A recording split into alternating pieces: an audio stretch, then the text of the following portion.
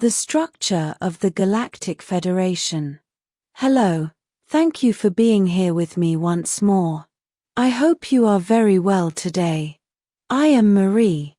Welcome to my channel. This information can be seen as science fiction, or as the viewer sees best, and I post it for entertainment purposes only. Still, I take my information very seriously, and for whoever has eyes to see.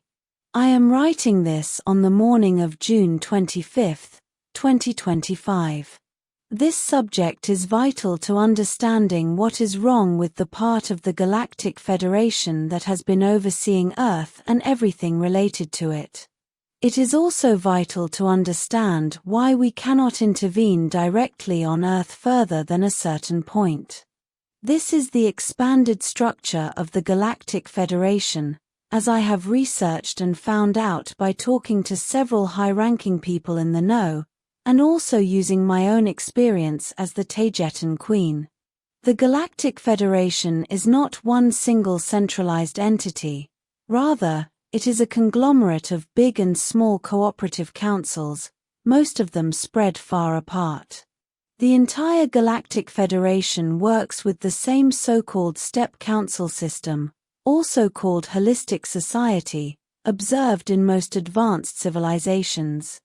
This is when there is a council, made up of voluntary members, for a small town, and this independent council will oversee its interests and needs, until whatever is happening or needed exceeds their capacity, and this is when they would seek help from the next step up from them, and that would be a larger council, also made up of regional volunteers, which oversees the interests of a larger group of towns in an entire region. And if this one would also need help, they would seek it from a larger one, for example, the Planetary Council, and finally the High Council of the entire culture, which may include several associated planets or a single one, according to each case. This way, each council is fully independent, yet also associated with the other ones through a higher council, which also has a higher one, and so on. The step council system does not end at the high council level of the entire culture, and this is when it starts to become the Galactic Federation. The high councils of other holistic societies, usually neighboring ones but not only, associate in the very same way to form another higher council, also made up of regional volunteers, and which will see to the interests and needs of all the star races and cultures associated with them. An example of this level would be the Alcyone Council, which is the organization that serves the interests and needs of all the cultures of the M45 Pleiades star system, including their colonies. The high councils at this level will also associate with the ones that oversee other star systems, clusters and constellations, which will all cooperate so their member star races and their citizens' needs are met in harmony. This is how the Galactic Federation works, and has been working well for eons.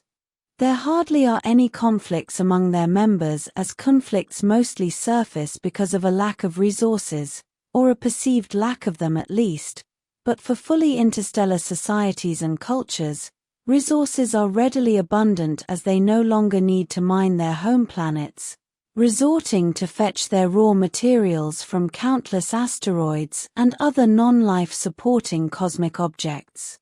Barter is also a highly used means of exchanging things and resources among star members, and has also worked well for a very long time.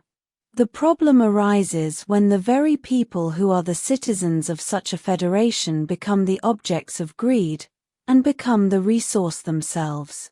This is the case with invading forces who would see those members as food and objects of exploitation. An example of this is the ever-present threat coming from the general region of Orion. This is why the Galactic Federation and all its steps and levels must be well organized to defend the interests and the very integrity of its citizens, and so it has delivered for a very long time.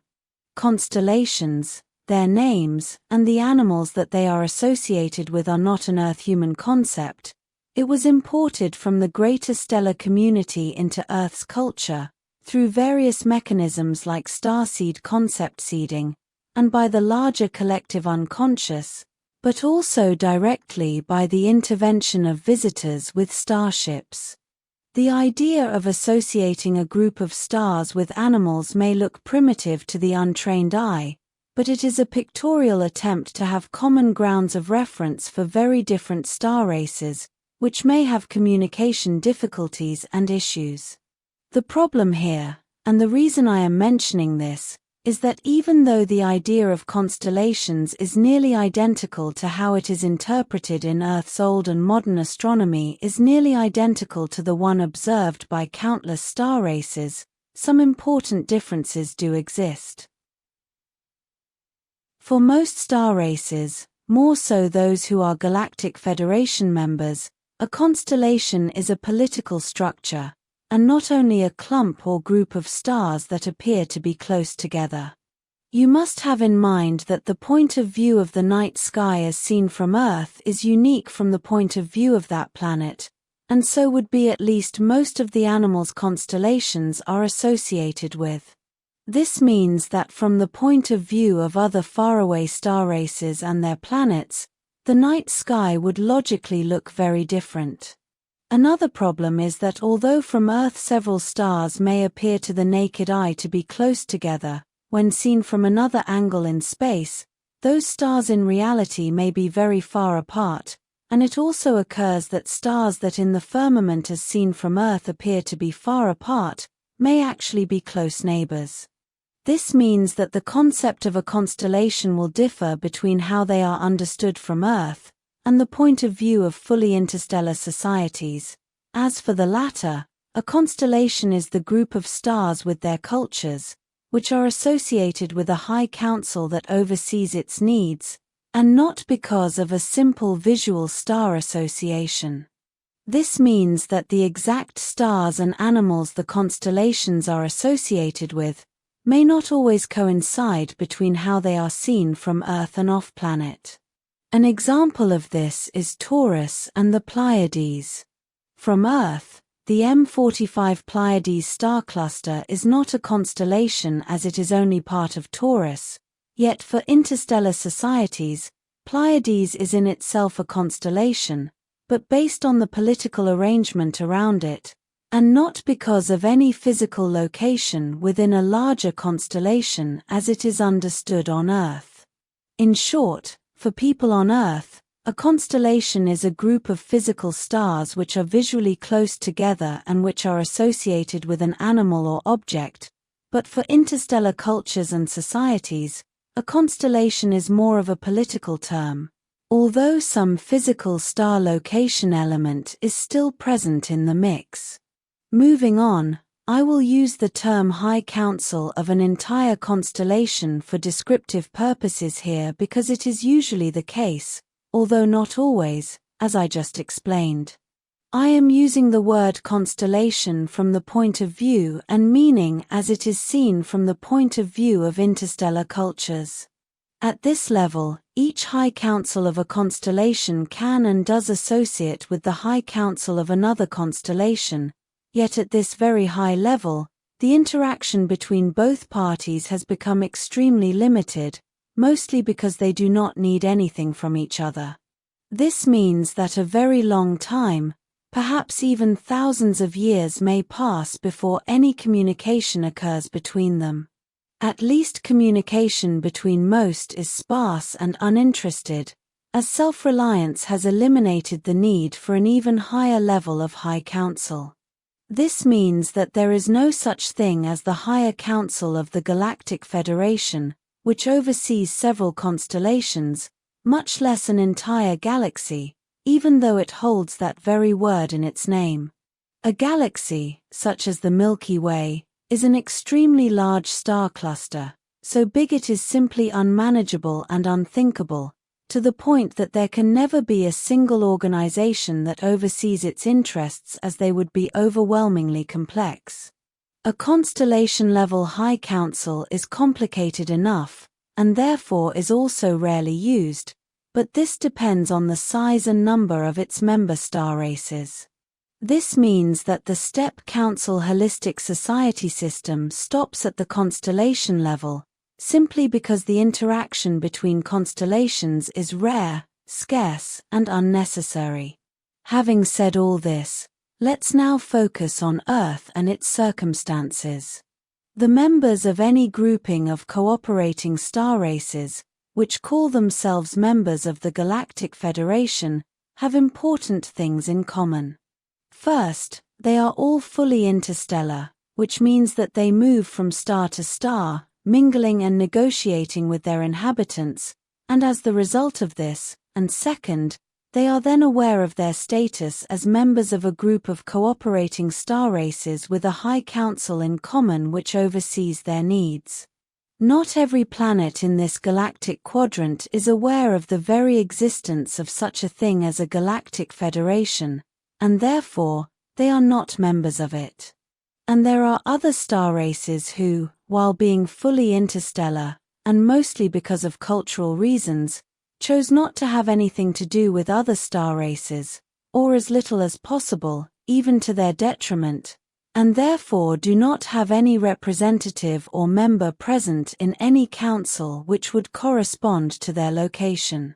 Most interstellar star cultures and races have expanded their influence and cultural borders to their entire solar system, or in any case have peacefully associated themselves with all the advanced interstellar cultures present in the same solar system. For example, Taygetan society is present throughout Taygeta's solar system, and the Urmah, who are from the star Vega, peacefully share their solar system with another culture, the Lyrians, from who the name of the human Lyrian species comes from. This will also depend on the complexity of each solar system, where this one Earth is in would be more towards the complicated side, because of its number of planets and what is going on in each one of them, and in many cases, what is not going on in them. This Sol 13, solar system Earth is in, should be associated with at least some of its neighboring stars in a constellation-level high council, for example, with the stars and planets of Alpha Centauri, A, B and C, with the Alphaton culture, with the star Vega, with the Urmah and the Lyrians. And more expansively by proximity with the stars known on Earth as Lumen 16A3, Luton 726AB, WISE 0855, Eridani, Locale, Wolf, Wise, Ross, and even with Sirius. All with their mostly Lyrian human inhabitants and interstellar cultures. Altogether they could form a political constellation, yet in this corner of the galaxy, most of those inhabited stars are not associated, or belong to other constellation political alliances, regardless of their physical distance to their friends. This leaves this Sol 13 solar system Earth is in, standing alone with no real expanded political association, as it doubtfully has any interstellar culture residing within. And I know this may hurt the feelings of fanatics who follow other noisy alleged star races from this solar system. But I speak the truth. Leaving this solar system, Sol 13 alone and with no political association has caused innumerable problems, as it is prone and vulnerable to abuse. It is said that it is being governed by a Saturn-level galactic federation that oversees the entire Sol 13 system, yet those never respond and are nowhere to be found, and this is where and why I say that there is nothing but obscurity at this level. I am not referring to the entire Galactic Federation, in a more expanded context, as it has been working well for eons, and this is the problem exactly, as that is not good for Earth. The other constellation, or even star cluster levels of the Galactic Federation, see Earth only as an isolated problem, and not as an expanding source of evil which is slowly infiltrating itself into other planets, being that it has been only those who have been directly affected who are aware of the problem and wish to do something about it, while the others don't care or think that the problem is not in their jurisdiction. For example, the star races who are now being directly affected by Earth and its evil cabal are all the Pleiades M45 cultures, as they have been infiltrated and are in a cleaning process, and the people of Antaria, who have also been directly affected. There are countless other non-interstellar races who are also being affected by the cabal of Earth, but other high councils of other political constellations see them as being the responsibility of the interstellar races that are closer to them, and that means us, at the Alcyone Council, which means that it is our responsibility to protect and isolate those emerging pre-industrial cultures, and that is exactly what we are doing. Even when the Galactic Federation is not one single large organization, as I explained above, all the constellation levels of it share the same principles and rules and regulations, as they have proven to be effective in safeguarding their collective and single interests, and have been shared and accepted for a very long time, and is perhaps the only tangible thing that unites us all as the Galactic Federation. The impressive and age-old efficiency of the larger Galactic Federation with all its rules and regulations, although working marvelously for countless interstellar star races, is now a strong detriment to the people of Earth, because it is blinding the rest of the galactic community to what is really occurring in that planet, as they take for granted that the local levels will take care of the problem. They live in a false idea and a false sense of legal and diplomatic protection that does not include highly complicated cases like Earth's. They live under a large propaganda machine that has convinced them that following effective age-old rules is the only correct way to handle things. And that is the problem. We cannot simply invade Antarctica directly in a military attempt to clear negativity from the planet, as that would be seen by all the other high councils of the Galactic Federation as a hostile invasion. They have had no time to process the need for a cleanup for planet Earth, and their legal rules and regulations impede my group from acting further than a certain undefined point, because, in all their wisdom, they are blinded by their own propaganda. We cannot discard that the Saturn level of the Galactic Federation may have also sold them propaganda on their behalf, giving them a false idea that the issues in this Sol 13 system are being handled by them effectively. If the Saturn level of the Galactic Federation even exists, as we are now heavily suspecting that everything is being orchestrated from Earth, from deep under its crust, not only from Antarctica, although that would be their main entry point. The Saturn level may only be a military outpost of sorts to make everyone else believe the overlords of this solar system reside there.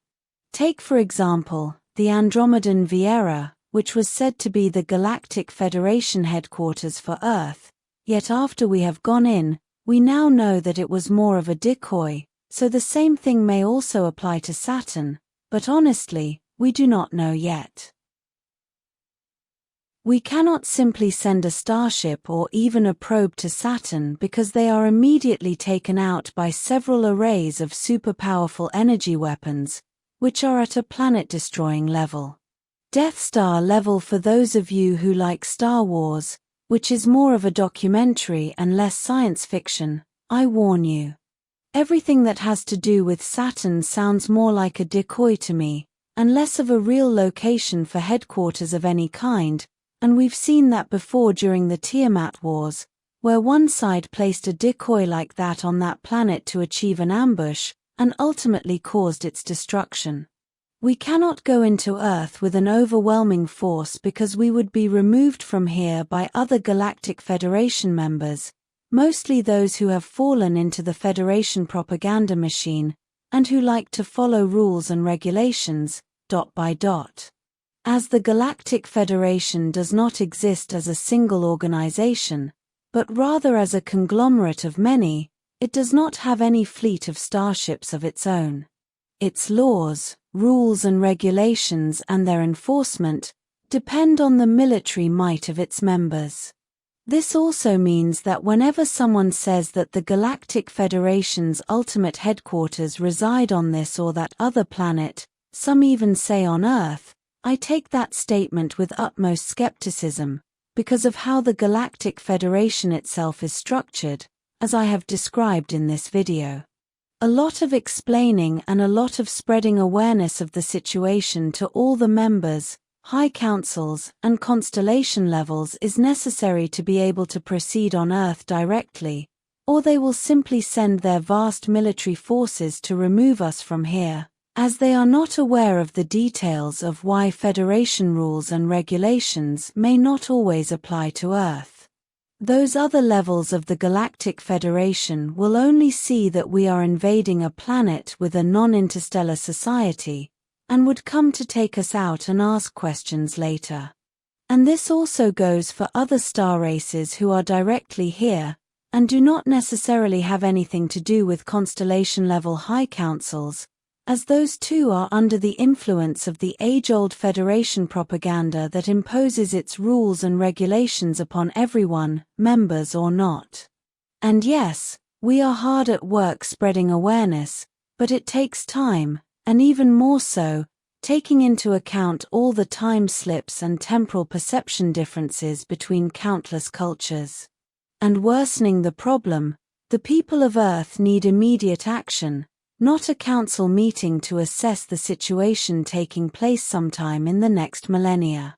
This is where we can say that the Galactic Federation, in all its splendor, is broken and incapable of handling such a complicated situation like the one Earth is in.